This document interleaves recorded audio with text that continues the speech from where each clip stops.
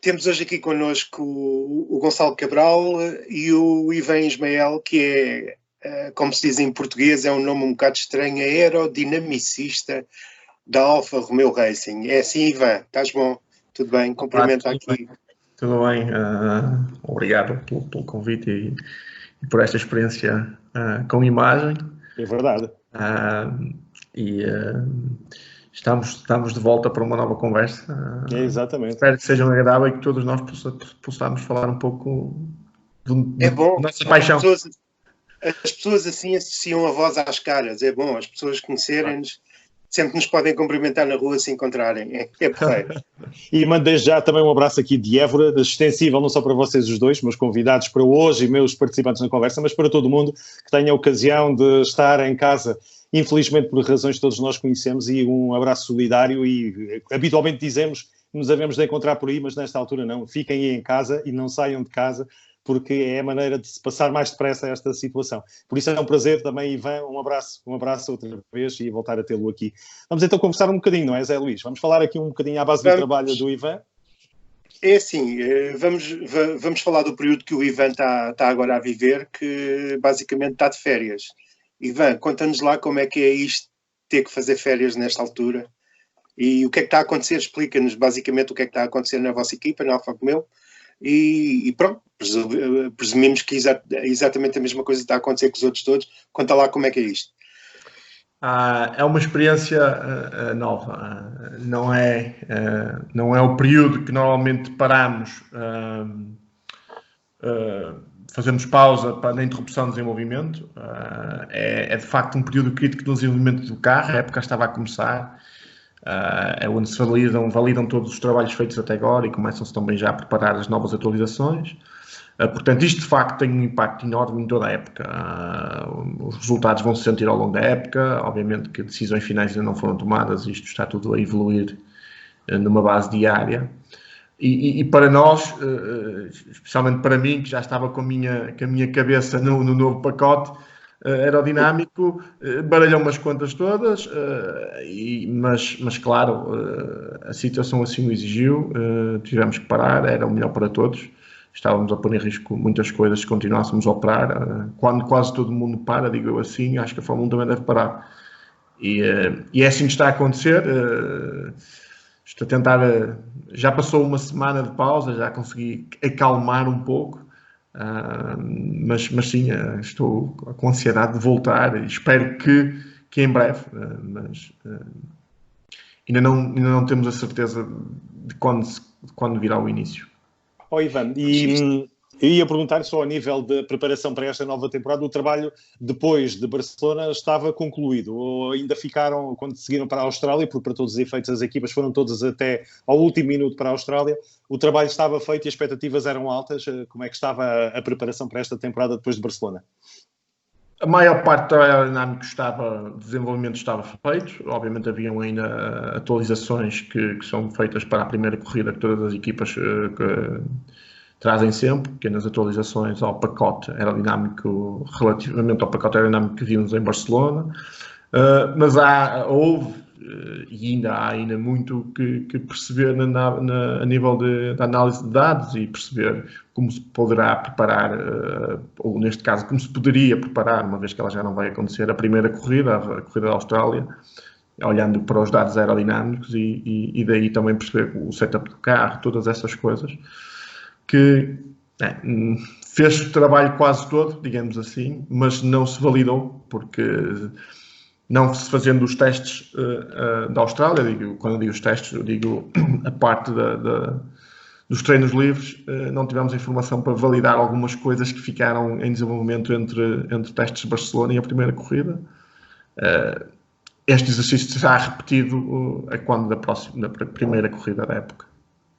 Isto significa que nesta altura não podem fazer absolutamente nada, porque sem esses valores que vocês levaram para a Austrália, qualquer coisa que possam fazer agora não faz sentido, porque não têm nada, ou seja, estão exatamente no mesmo ponto onde ficaram quando chegaram à Austrália, basicamente. Estamos exatamente no mesmo ponto que estávamos preparados para a Austrália, e como estamos em período de shutdown, As regras da Federação Internacional Automóvel são claras. A fábrica tem que fechar portas. Não poderá haver qualquer tipo de engenheiro a trabalhar, nem qualquer computador ligado, quer que seja. Portanto, nem temos acesso a nenhuma informação, nem nada da fábrica, nem do carro, nem das pistas. Portanto, paramos mesmo. Está tudo parado e estamos exatamente no ponto que estávamos. Ivan, e como é que se assegura essa questão? Que tipo de controle é que a própria Federação pode ter para ter a segurança de que não haja nenhuma equipa, nenhum engenheiro que em teletrabalho, como agora se usa, esteja em casa a fazer algumas pequenas experiências e modificações? Os regulamentos são bastante específicos sobre isso. Os regulamentos, as equipas têm de declarar as suas estruturas, onde elas estão, e a Federação tem acesso, se assim entender e suspeitar, tem acesso a essas estruturas e aos computadores e aos log files de todas elas para perceber se alguém andou a brincar ou não. Eu não acho que nenhuma equipa se arrisque a fazer isso, porque as multas são a sério. São de largos centenas de milhões. Eu já tive a oportunidade de participar num campeonato por um determinado tempo. Portanto, no meu entender, não acredito que haja qualquer equipa se queira tentar uma brincadeira nesse sentido. Mas a própria Federação tem acesso e pode controlar, se assim entender. Mas não acredito que alguém que um dia fizesse isso. Não compensa de todo. Eu já tive a oportunidade de visitar fábricas e eles mostraram-me como é que funciona o Big Brother da FIA. É como se lá tivesse sempre gente a olhar para aquilo. Ivan, diz-me uma coisa, é assim, vocês entre todos, vocês conversam, qual é o vosso sentimento, o que é que vocês acham que vão acontecer partindo deste princípio? É que estamos a falar 3.000 e tal pessoas que estão envolvidas nos grandes prémios, porque não é só as pessoas das equipas, é a logística, é tudo o que anda à volta. A maior parte deles são ingleses, e depois temos alemães, temos franceses, muitos italianos, essa malta toda. Ou seja, enquanto isto na Europa tiver fechado, e mesmo que comece a abrir aos poucos, é provável até que possa não abrir tudo ao mesmo tempo. Ou seja, e a Fórmula 1 só depois disso, só quando houver completa segurança é que pode começar. Ou seja, arriscamos a que bem lá para o verão é que seja possível começar a ter grandes prémios. Qual é o vosso feeling? O nosso feeling é exatamente esse. Há uma enorme incerteza. E as equipas estão sediadas em locais diferentes, por si já cria alguma dificuldade, pois o controle que cada país pode impor à movimentação de pessoas é diferente de país para país, o que dificulta, e a sensação neste momento é de incerteza. Eu próprio não me arriscaria a precisar qual é o grande prémio que vamos recomeçar, até porque, se vocês seguiram um pouco nas notícias, esse início já foi alterado 3 vezes, pelo menos, e se calhar vai ser a mais, quer dizer, porque eu acho que havia talvez algum positivismo a pensar que isto não ia ser uma coisa muito a sério e tal, e que nós podíamos passar ao lado, ou o país áurea, isto não iria acontecer, mas isso de facto provou-se que não é assim. Isto está a criar problemas em todos os países, em todas as equipas. Há países mesmo que já estão a restringir e que restringiram a entrada de pessoas de países específicos, e portanto, se calhar, como falámos aqui, lá para o verão, no limite, se calhar não haverá época, não é? Vamos ver. Eu não me arriscaria a apontar absolutamente nada no que vai acontecer, porque eu próprio não sei quando poderei voltar, quando não poderei voltar, quando é que os países vão, digamos, abrir ao livre trânsito de pessoas novamente, porque há muita incerteza mesmo. Pois. Ivan, eu ia perguntar a nível de toda esta pandemia, que há uma localização muito forte, principalmente quando falamos a nível da Europa, principalmente a Itália e também em alguns países à volta. Eu pergunto porque a base de trabalho Alfa Romeo, que estamos a falar de Itália, embora o escritório, vamos dizer, a fábrica é Windville, não é assim, Ivan? Como é que têm sido as questões humanas relacionadas com esta pandemia? É assim... A nossa base é a Suíça, e, como falou, e a própria Suíça impôs as regras um bocado à semelhança dos demais países. Não estamos nós, digamos, a fazer algo muito diferente do que os demais países estão a fazer. Pois.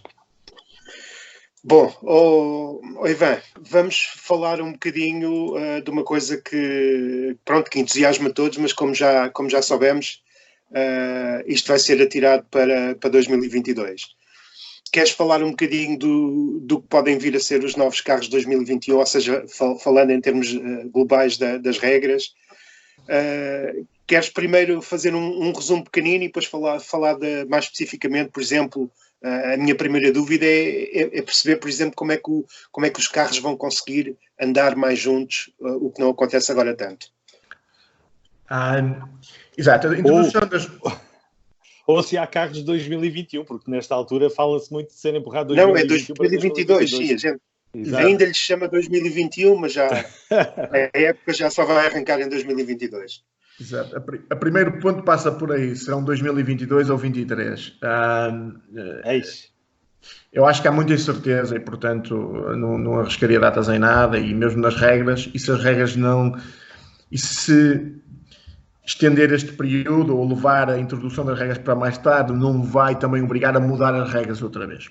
Bom, isto, como já se percebeu desde a entrada destas, ou a proposta destas novas regras, já foi alterada tantas vezes. O grupo de desenvolvimento da parte da Federação que está à volta disto tem vindo a trabalhar nesse sentido e a fazer os vários updates que de facto são públicos e todos nós temos acesso a eles. O objetivo principal, ou o argumento principal, seria para aumentar a competitividade entre os demais participantes, em todas as equipas. Pessoalmente, eu não sei se esse problema vai ser resolvido. Eu recordo que as regras que temos atuais, que foram introduzidas há 2 anos, já foram introduzidas com esse propósito e não funcionaram. E, portanto, estas novas regras que eles acabaram por, ou que eles estão a desenhar, ainda não são finais, não estou com tanta garantia que irá... Não estou com tanta certeza que irá garantir essa tal aumento de competitividade entre as equipas Fórmula 1.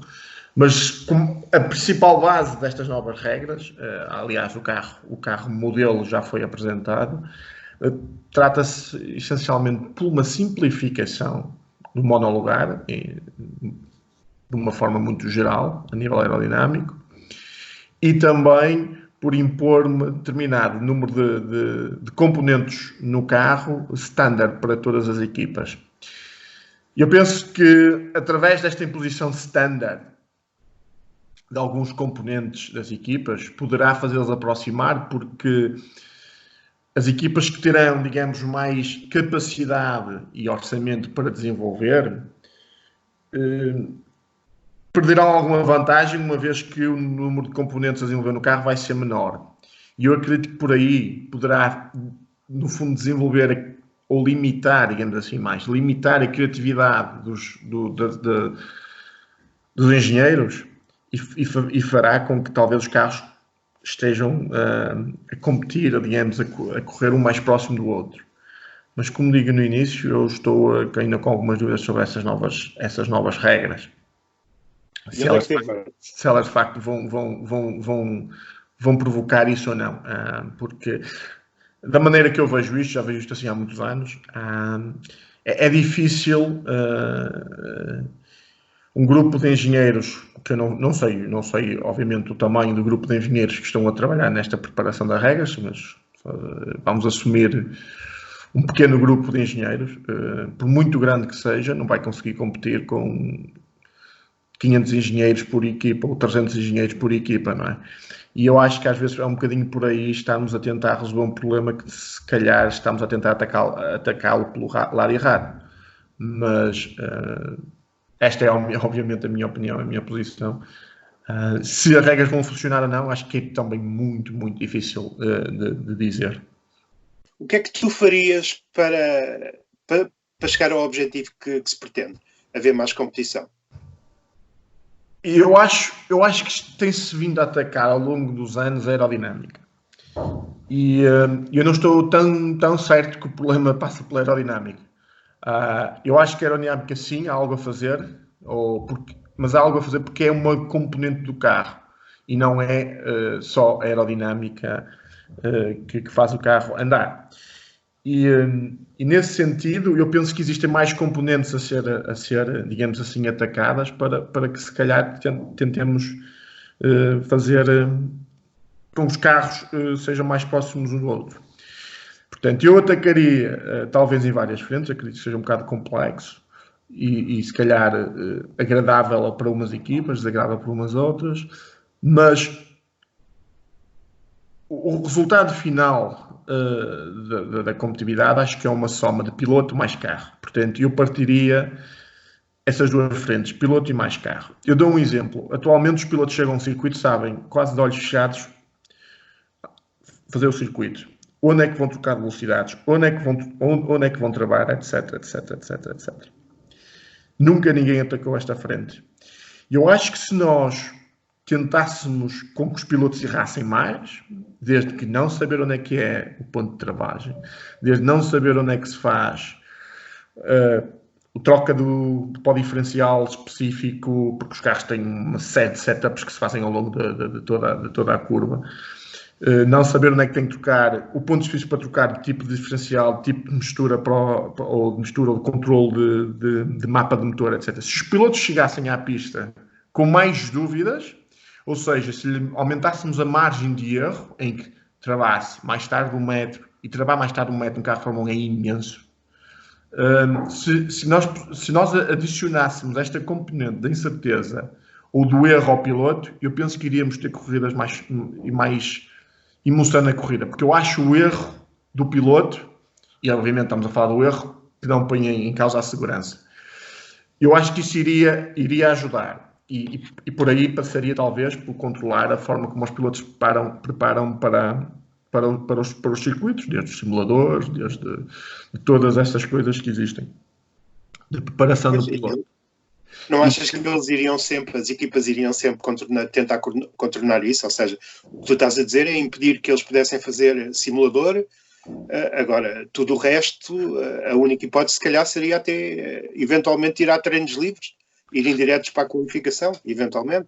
E esse é exatamente o problema, por isso é que eu falei que pode ser agradável para umas equipas, desagradável para outras equipas, depois depende de equipa para equipa, onde é que eles têm pontos mais fortes, umas talvez nos simuladores, outras talvez nos túneis, outras talvez na equipa como um todo. Obviamente que a equipa que ganha é melhor no todo, não num ponto específico. Mas não tenho dúvidas que iria causar algum barulho, digamos assim, ou mais barulho em algumas equipas e ser desagradável a algumas equipas. Acredito talvez às equipas de topo que têm melhores estruturas, mas isto é apenas uma sugestão. Eu acho que é um ponto que nunca, se calhar, foi levantado ou questionado e do qual eu penso que poderá fazer criar algum efeito, ou seja, aumentar, digamos, a probabilidade de erro do piloto. De maneira específica, como se faria, existe de facto várias frentes, e eu sei que as equipas iriam tentar contornar, porque isso é o trabalho dos engenheiros que lá estão, é tentar contornar todas as regras, como é evidente, ou seja, não fazendo as coisas ilegais, mas tentando perceber dentro das regras o que é possível fazer. Mas isto também é um bocadinho o nosso trabalho. Portanto, se partimos também no princípio que tudo é contornável, se quer dizer, então mais vale continuar, não conseguimos fazer nada. Portanto... Eu estava a perguntar-me a mim próprio, qual é que seria o desafio como aerodinamicista para este carro, para 2021, 22 ou 23, onde é que está o principal desafio? É a parte da frente, é o conjunto de piloto, entrada de ar e o bloco de entrada para o motor respirar, a parte traseira, ou é um todo? Há alguma parte, especificamente no trabalho do Ivan, que seja mais desafiante, ali onde pode, de facto, fazer a solução, fazer trabalhar a cabeça do Ivan? Eu penso que o primeiro desafio vai ser... já está a acontecer para as equipas que estão a trabalhar já nessas novas regras, o paradigma aerodinâmico do carro é bastante diferente. A topologia do escoamento é.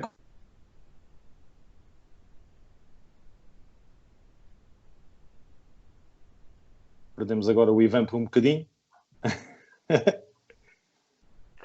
A internet tem destas coisas. Mas, por acaso, ele fala aqui em pontos interessantes e um aspecto interessante que eu lhe ia perguntar é, por exemplo, se as equipas fossem limitadas todas, por exemplo, o máximo de 100 pessoas, se ele acharia que era tudo mais, que seria tudo mais equilibrado. Por exemplo, é assim, a Mercedes, a Ferrari, a Red Bull têm mais de 1000 a trabalhar, e a própria Renault, entre Anston e Paris, Viry-Châtillon tem cerca de 1000 pessoas, portanto, isso depois faz a diferença para muitas outras, mas a própria Alfa Romeo, penso eu, terá para aí umas 300, 400, portanto também não são poucos. Isto se calhar era engraçado não poderem ter mais que 100, porque isso de certeza que iria fazer com que, pronto, é assim, com 100 pessoas não se consegue fazer tanta coisa, logo se veria o que é que isto iria dar. É global a alteração da tipologia aerodinâmica do carro é muito grande e o desafio, eu penso que o desafio primeiro vai começar por perceber a nova tipologia aerodinâmica e depois tentar começar por balancear o carro, obviamente, isso é um ponto importantíssimo, e depois, onde possível, tentar encontrar aqui e ali um loophole ou tentar ser um pouco mais criativo. Obviamente que se nas várias componentes do carro, se houver peças standard das quais as equipas não podem desenvolver, vamos estar, obviamente, bastante limitados no que se pode fazer no carro. Acredito que não vamos estar apenas limitados ao trabalho de balanceamento do carro aerodinâmico, mas se as regras se continuarem a desenvolver no sentido que tem-se vindo a desenvolver, a limitar a nossa área de trabalho, acredito que vai haver momentos em que vamos... Eu não sei se eu iria ficar tristes, mas um bocado desapontados ou um bocado frustrados por vermos, digamos, dentro de uma prisão e porque limitar o engenheiro aerodinâmico, a criatividade é um bocadinho como dizer vai-te embora, não é?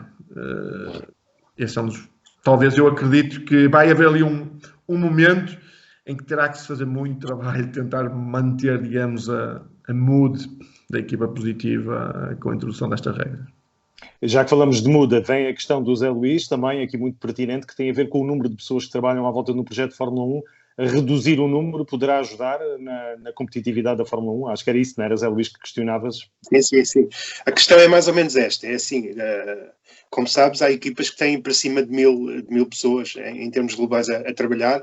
Por exemplo, a vossa tem mais ou menos quantas pessoas? A nossa deve estar a chegar perto dos 500 funcionários. Tu achas que, por exemplo, se todas as equipas fossem absolutamente limitadas a um máximo de 100 pessoas, que o equilíbrio se poderia tornar muito maior? Porque, obviamente, quem tem mais dinheiro não podia fazer uso do facto de poder ter muito mais gente que outras, muito mais gente, muito mais meios, pessoas a fazer coisas que quem tem menos meios não consegue fazer tudo, como é lógico. Isso é uma coisa fácil de perceber. Achas que dessa forma a Fórmula 1 seria naturalmente mais equilibrada?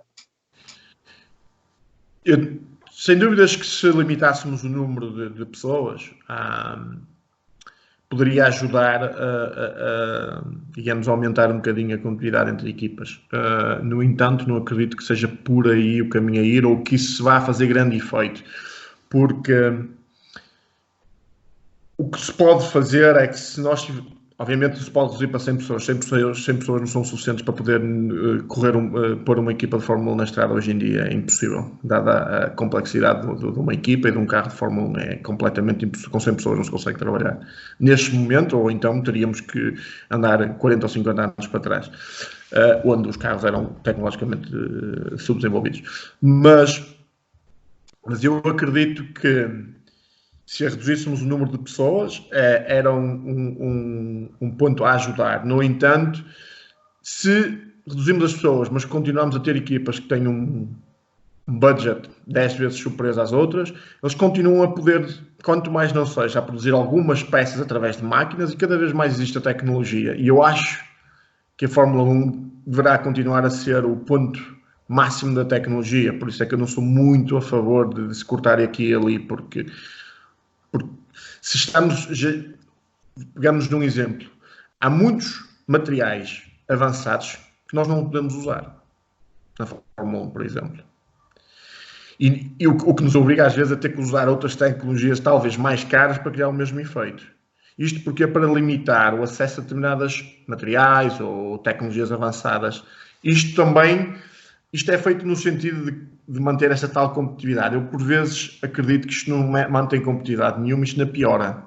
Porque, de facto, as equipas que têm muito dinheiro, elas podem continuar a procurar soluções alternativas que as equipas com pouco dinheiro não conseguem. Não sei se me fiz entender Sim. E, portanto, reduzir as pessoas, mais uma vez, acho que sim, mas continuo a achar que não é por aí que deve ir, e acho que se começarmos a ir por aí, começamos a tornar a Fórmula 1 num troféu monomarca, mas o que eu acho que já temos. Já existe a Fórmula Renault, já existe tantas fórmulas que o chassi é o mesmo para todos, o motor é o mesmo para todos. Eu acho que isso não é a Fórmula 1. Na minha opinião, isso não deveria ser a Fórmula 1. Os grandes momentos da Fórmula 1, todos lembramos Colin Chapman, por exemplo, se quer dizer, isto é nos inícios da Fórmula 1, e ele era um grande engenheiro, e portanto, eu acho que a Fórmula 1 sempre teve isto. Eu compreendo que, talvez as pessoas dizem que estarei, desculpem a expressão, puxar a brasa à minha sardinha. Eu vim para a Fórmula 1 pela paixão técnica que tenho para a Fórmula 1, nunca tive nenhuma paixão por conduzir um carro Fórmula 1 ou o que quer que seja, ou competir em qualquer tipo de carro. Isso nunca foi a minha paixão foi sempre a engenharia. E já nesse tempo, onde se faziam algumas coisas engraçadas, obviamente coisas muito simples para um carro de Fórmula 1 hoje em dia, já era uma corrida de engenheiros, não é? Eu sei que o público acha que não, acha que é a parte de engenharia que tem destruído a Fórmula 1.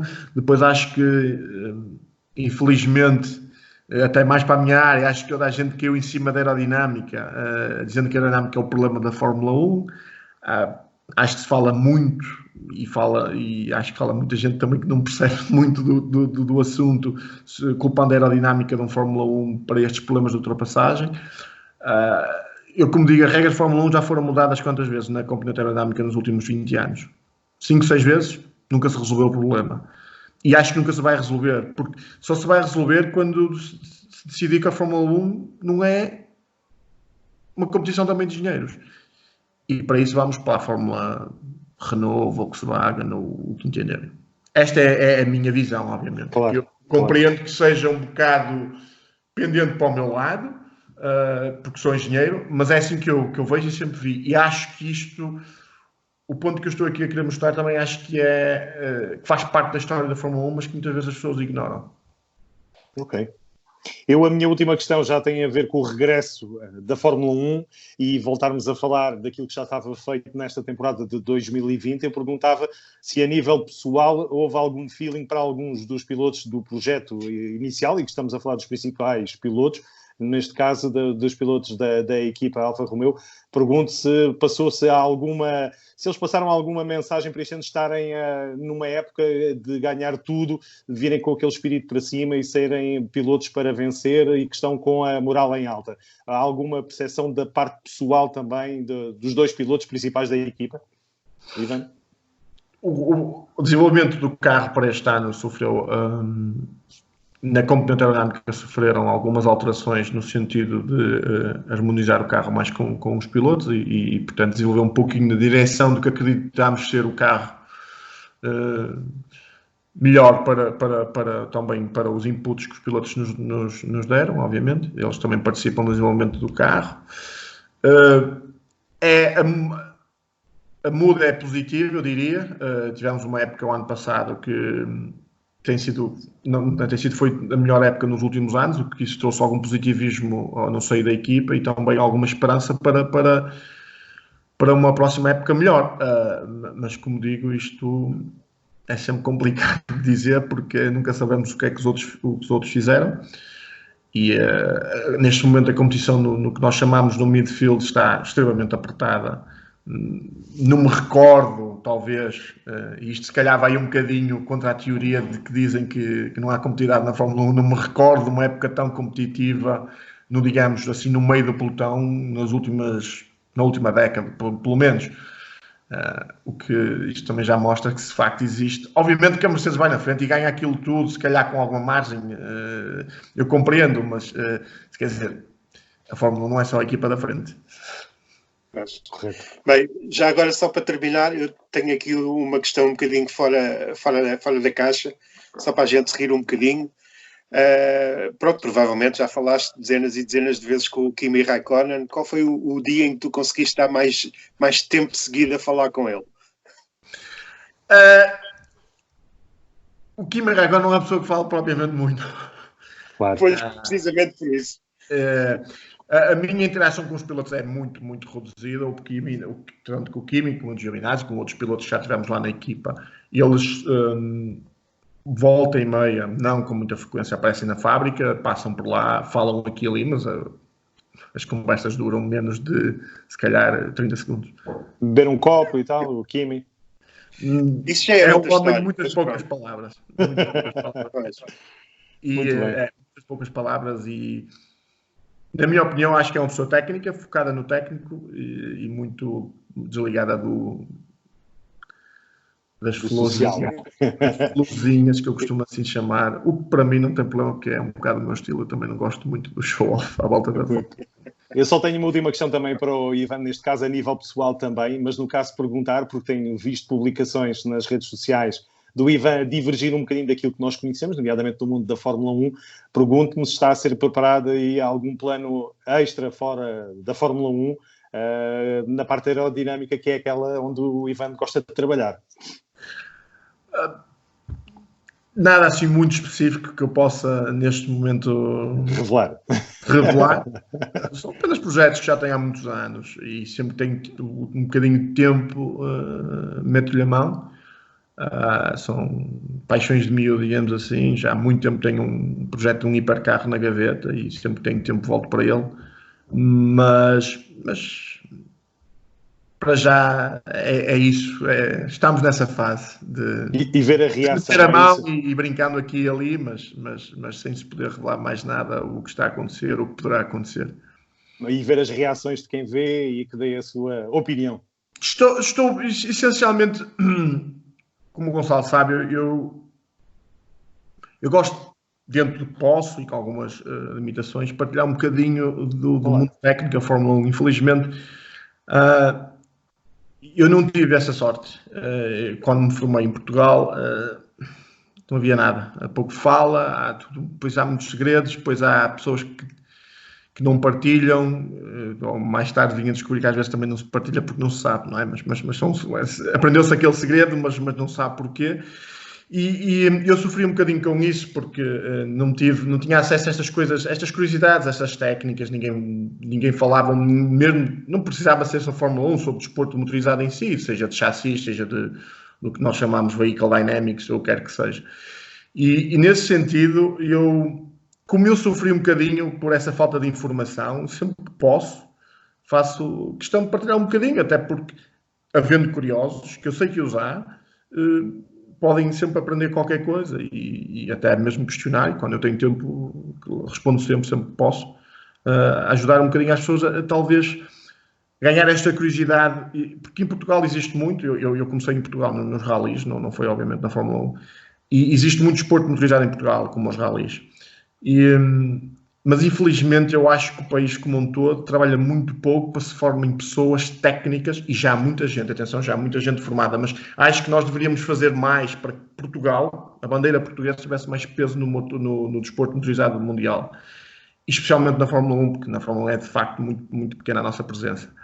E acho que todos deveríamos, todos os técnicos desta área, de cada um à sua maneira, contribuir e partilhar o que se pode. Obviamente, se é um segredo, o que é segredo, não podemos partilhar, mas acho que todos deveriam ser um bocadinho mais humildes e partilhar um pouquinho e tentar ajudar que os novos talentos descubram estas pequenas coisas e às vezes através de um vídeo que se publica, um comentário que se faz ou um bocado de desvendar do que é este mundo, poderemos atrair novos miúdos, novos talentos que até mais tarde poderão ser um sucesso no desporto motorizado. Eu gostaria muito que, bem, quando me reformar, daqui a uns anos talvez, gostaria muito de olhar para a Fórmula 1, ou se é que a Fórmula 1 vai existir daqui a uns anos, ou quem diz Fórmula 1 diz para o WEC, diz para outros, e ver mais portugueses e portugueses a liderar, porque eu acho que temos capacidade,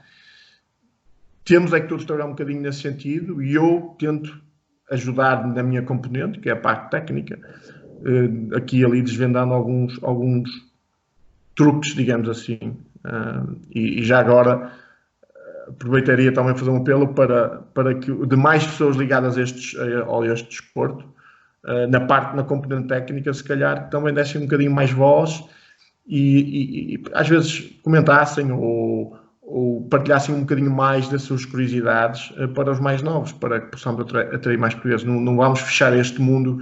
Eu não queria fechar este mundo só agora que cheguei cá, só a minha. As portas estão abertas para tentar trazer para cá mais portugueses, assim tenham eles talento. Muito bem. E eu agradeço também, sou um dos que agradeço. José Luís, o fim da emissão calha-te a ti, como começaste. Sim, foi uma boa conversa, havemos de conversar mais vezes e já fica já agendado. Como eu não sabia que tinhas começado em ralis, é curioso, um dia destes vou-te pedir para falar da aerodinâmica dos WRCs, que é para elucidares mais a malta, de certeza que olhas para aquilo, não é a mesma coisa que a Fórmula 1, muito longe disso, mas tem sido interessante nos últimos anos e havemos também de falar um bocadinho sobre isso, tá bom? Sim. Obrigado por teres estado aqui, voltamos a falar um dia destes. Muito obrigado a vocês também. E fiquem em casa. Um abraço. Okay. Adeus. Zé Luís, uma boa noite também.